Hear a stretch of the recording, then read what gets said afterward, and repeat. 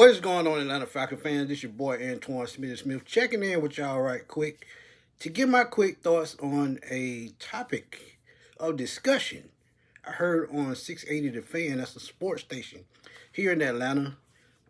Chuck and Chiro, they do their thing, man, every single Monday through Friday. They do their thing. Always have great interviews and great topics.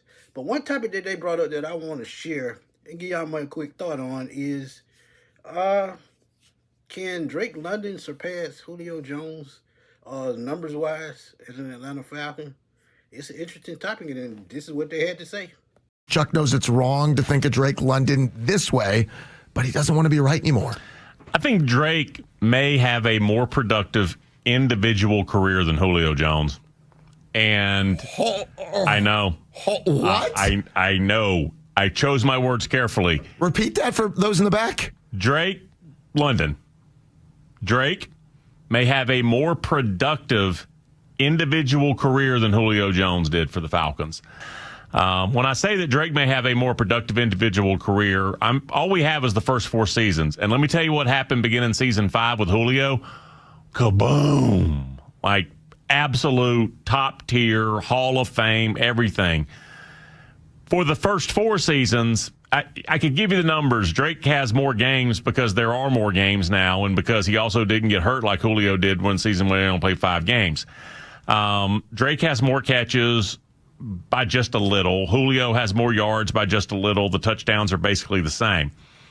Julio had veteran Pro Bowl level, team Ring of Honor level quarterback play. We've watched what Drake has had, and there was no ramp up for him. I've talked about that before, but the reason I wanted to talk about this is even with Julio Jones, the unbelievable, again, all-timer, he had Roddy White on the other side of him. Which, by the way, was going to probably slow his numbers down for the first couple of years. I think when you figure in the quarterback play and the fact that despite that awful situation for Drake, he produced from week 1, and receivers just don't do that. I think Drake's having at least as good a first 4 seasons. And Julio, he had a Hall of Fame career and led him to a Super Bowl, and receivers don't do that, and actually won him a Super Bowl on the catch on the sideline because the game was over at that point, and receivers don't do that, and Julio did. Drake may have a more impactful, more productive individual career because of the challenges he's had at quarterback. And Production, we could talk about because 17 games. Impact, no. Julio Jones is a top 10, 12 receiver of all time. Might be better than that, depending on how you rank some. After we get through Jerry Rice and we get Larry Fitzgerald's and the Calvin Johnsons, we know the group. Julio Jones is one of the greatest ever at his position. Yep. I think the world of Drake, I can never put him in the same class with Julio. Even numbers-wise and everything. You said impact. Julio Jones, if you listen to corners who played in the era, said he was the scariest player they ever had to defend because at his size, he could run every route from every spot. Watching a guy of his size stop on a dime the way little receivers used to do, there was nothing you could do about the route running and the skill of Julio. Drake is good and he high points. He just can't scare defensive backs that way. Now, I wholeheartedly get where they're going with this. And they make great points throughout the topic. But one thing that you can't measure is greatness. You either have it in you or you don't.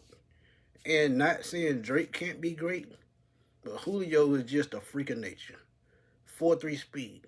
6'3", about 220, 225. Ran, like a racehorse derby. A derby racehorse. And that's how fast and how agile he was. You talk about deep threat. Run out the catch. He's up there with some of the elite. And they also said this, and I've been saying this forever. When you talk about elite athletes, just period, Julio is a part of that conversation. Numbers-wise, he may not be in y'all top 10. Athletic-wise, and impact on the game, he top 10 easily with wide receivers. Like I said, Calvin Johnson, Jerry Rice.